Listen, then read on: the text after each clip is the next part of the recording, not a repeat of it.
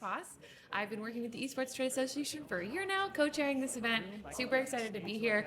A lot of you might have seen me on the stream yesterday being interviewed, so now I'm doing the interviewing. I am here with Kyle. Kyle, you want to introduce yourself? Yeah, sure. I'm Kyle Freedman. Used to play professional Dota 2, then worked as a broadcast talent for a while. Moved to Ukraine, got tight with the company I work for now, We Play Studios, and then we shifted our main hub of operations to Los Angeles. We do a bunch of live events. We have a strategic partnership with OTK, so we do a bunch of Yep. streamer shows like their OTK Games Expo, Yep. and then one of our marquee projects is NFL Tuesday Night Gaming, which kicks off Yeah, this I know that September. one. Yeah. And a bunch of other things that create stress. Well, there's a ton And to, emails. yeah. There's only one job actually, and it's emailing. So there's a ton to pull on from your experience here. I want to talk about why the move to Ukraine as well and the transition back. But let's start with how you took your professional playing career and turned it into a career in esports and gaming. So what was that like? So I played a game called Heroes of North.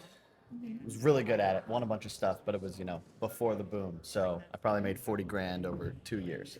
Ouch. Then I went to Dota. Things are going well. My team, Complexity, got bought out by Jerry Jones. Yep. And then my You're teammates. familiar. Yes. My teammates then kicked me from the team 3 months later. And I was a bit salty about that and was like, I've been doing this, living in a team house, basically like being in a grungy band for 8 years. So I got my first talent gig. I was playing at an event. This was before I got kicked, just serendipity.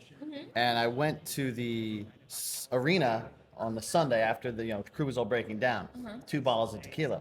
I gave one to the crew. And I gave one to the CEO. And I said, "Hey, I'd love to be a talent. I think I could be pretty good at it. We have time." And he's like, "Sure, send me your rate."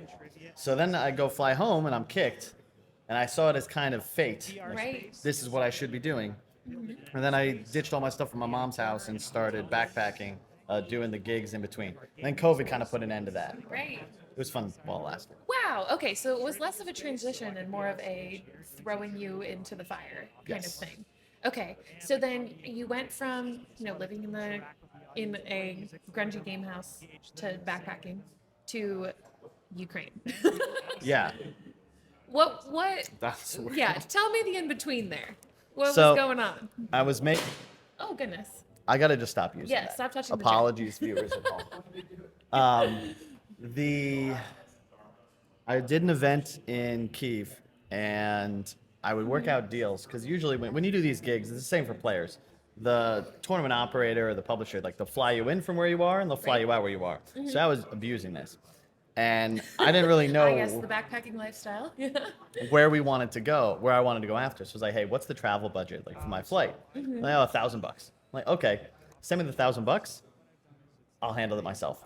So I ended up flying myself for $90 to London, and then a different company had an event in LA, and I was like, "Yeah, just book me from London." So I was just pocketing the difference, but getting the flight. And I was staying at a friend's house. He has like a guest room that I buy him food. He lets me live there. It's Yep, great. It's great. What a deal. And then the whole world went to hell, and suddenly borders were being shut down. And I didn't know where to go. I'd been living in Taiwan, wasn't sure if I would be able to get a visa there. My dad's like, "Hey, come home." I really didn't know if I wanted to live with my dad for an unknown duration. Pandemics take a long time. They do. And I got a call from a friend at We Play and said, "Hey, come to Ukraine. We're doing this charity event. I can't pay you for it, but there's going to be more events that we'll do. You'll get paid for those, and we'll take care of you. You get a setup, a PC, and all that." And then he called me back an hour later and said, "Hey, by the way, we're closing our borders tomorrow at midnight." So get to Ukraine Yeah. right now. So I thought about it a bit and was like, "All right, this seems like what I should do." Right. And I booked a flight and flew out that night. And then I was there for 2 years. Wow, 2 years. Yeah. Okay, so all during the pandemic. Yes. Okay, were you there for Russia's invasion? We were not. We were in Dubai. I started working with them closely, as a talent, and then kind of just helping. By that you mean we play, right? I want to Yeah. make sure. Okay, cool. With a lot of effort. We did a Dota major called the Any Major, which was the only non-publisher major esport tournament nominated for an Emmy or shortlisted for an Emmy. Very cool. We did not win, but c'est la vie. I mean, being nominated is a huge accomplishment in and of itself, though. That's It's like getting bronze, but Whatever. Yes. How many people get bronze? True. I'd take a bronze medal for the record. Yeah, and that got close. I started working with them full time last year, and then we were in Dubai doing a Dota event, and Russia invaded. So Right. we kind of had to make the call, like, what are we gonna do? Right. So we kind of rapidly accelerated our plans. I had been hired to Right. do stuff at the LA studio that we were kind of gonna take some time, like bring people in, like see how. Close out the one chapter. Or, yeah. Yeah. Again, that whole transition thing. And then Your transitions aren't really transitions. no, they're just They're just dropping from one place to the next. You just have with to- no in between. yeah. Yeah. I wish it had more structure to it, but That's life. Yeah. Well, I went to. Did you happen to be in session this morning? At all? We had a video from Maincast. Are you familiar with them? Yes. Yeah. So we had I have previously interviewed folks from Maincast, and for those of you who don't know, Maincast is a Ukrainian esports team, huge in Dota. They Yep. have been obviously severely impacted by the conflict that's happening there, and so I had asked them to make a video talking about kind of the power of esports and gaming and casting during times of really dark days. I was really honored to be able to share that story. And it's wild to me that I'm now sitting with someone who lived in Ukraine for 2 years. The world is both a large and small place. did you who was Vitaly, Andre, Yeah. Alexei? Yeah. I worked I- with Valeria and Vita. I was the first foreigner to ever get invited to go to Vitaly's house. We That's drank some beer, ate pretzels, and watched Liverpool. That's awesome. Yeah, well, and I know for them it was a big transition from doing broadcasts mainly in Russian. They had a huge Russian audience, and that audience is, things that are happening with the population of Russia should be fully separated from what's happening with the military and dictatorship of Russia. So there's still certainly people, I'm sure, that are fans of Maincast. But one of their big transitions was switching to fully Ukrainian, which I think was really cool and culturally significant and really important. So everyone out there should totally check out that video too. It was great message from Vitaly and the team there.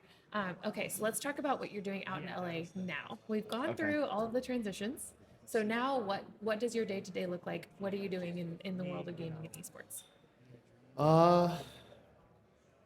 Okay, starting with, I guess, just me. Like, I'm our CBO, so my job is to just find work. The joke is that Babki is Ukrainian for cash, so I'm either chief of Babki or bullshit, depending on your preference. Thank you. And I say there's like three things. One, we have a huge array of production capabilities. We have a really sick Unreal Engine augmented reality team. We do a bunch of CGI and like motion animations. We make graphics. The entire venue is ours. It's our equipment. It's our crew. So you want to host an event?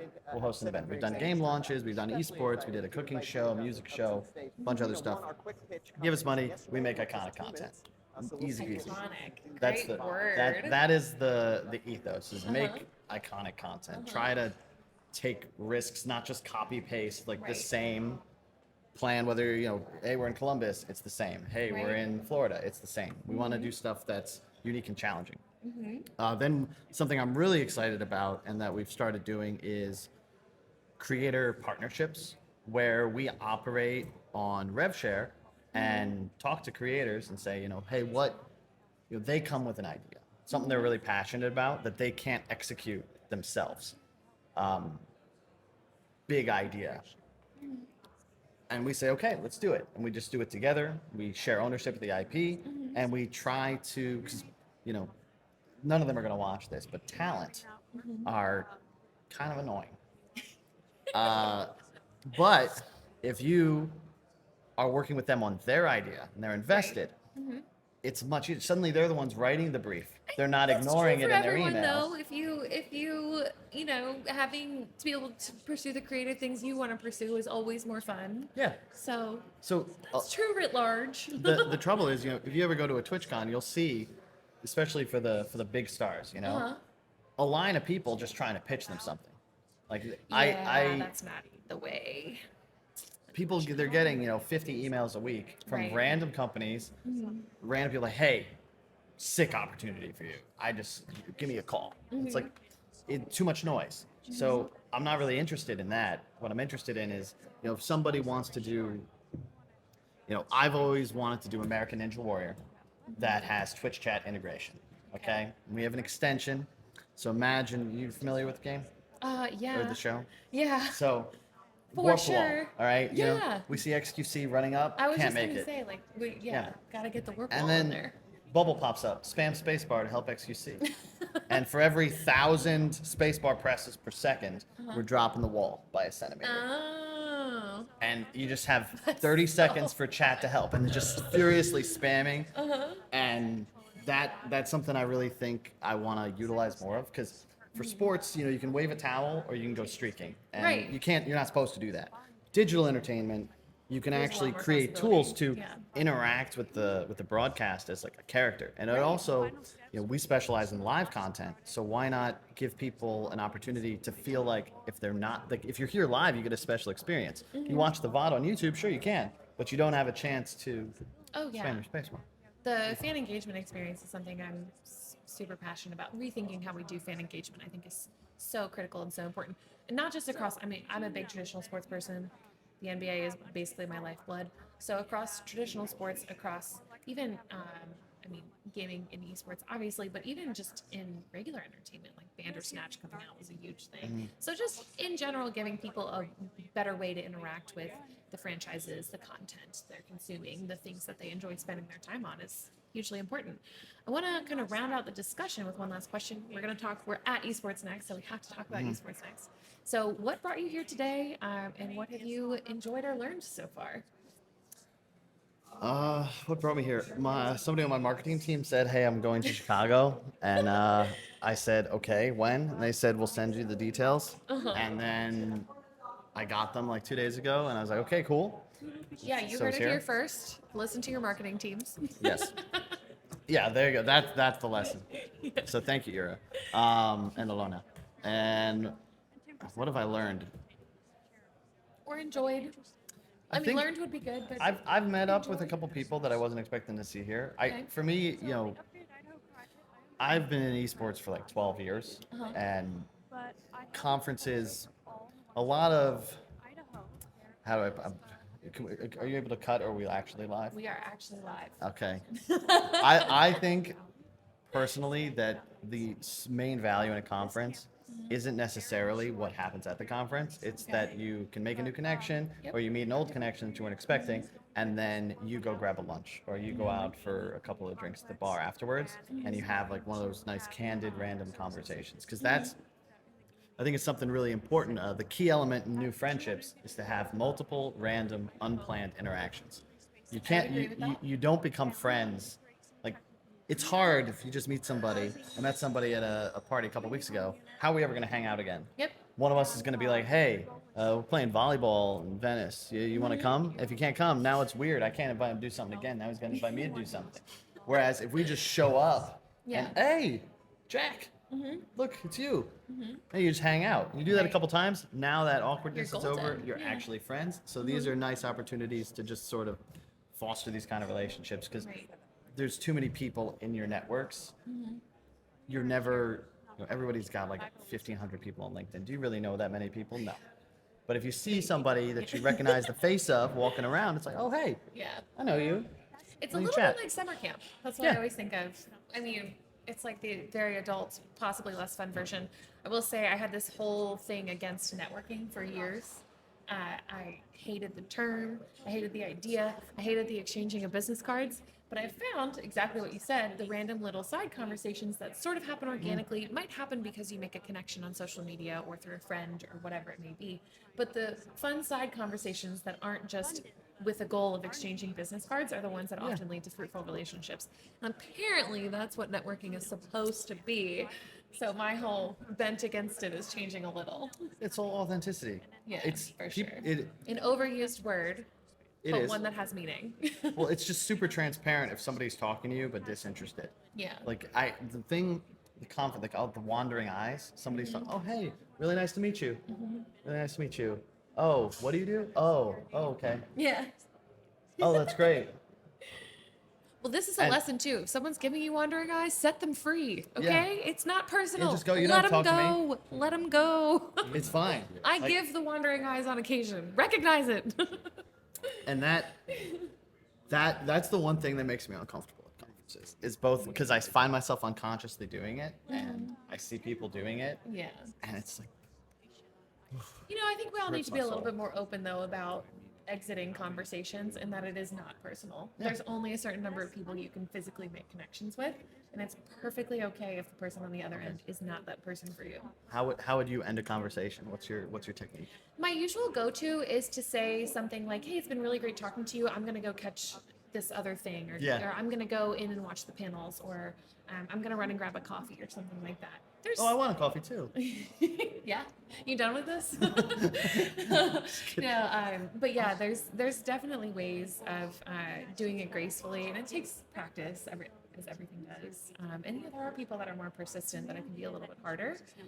But I think the ones that are persistent, I want to emphasize that it's important to read the other person's body language and to have the ability to let them go. So my feet are pointed that way. Right. Just recognize when someone else is done with the conversation and recognize that it's not personal and that we're all adults and that it's okay for someone to want to not talk to you anymore.